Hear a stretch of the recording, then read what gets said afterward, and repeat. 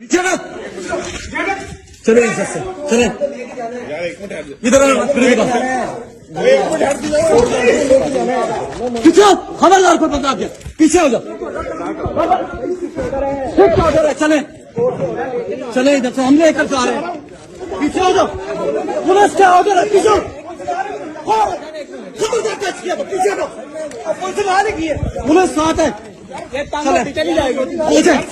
चलो पीछे दो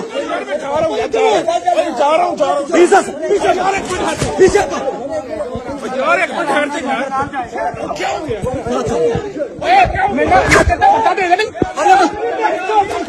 अरे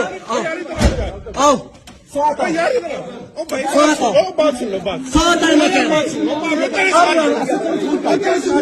चलो फूल कर कुत्ते ना गुल्लू ना पट्ठा यार एक मिनट हट जा मैं साथ हूं मैं तेरे साथ जाता हूं यार ये तेरी गाड़ी में बैठ मैं गाड़ी में उतारूंगा भाई है मैं भाई है तो चले यार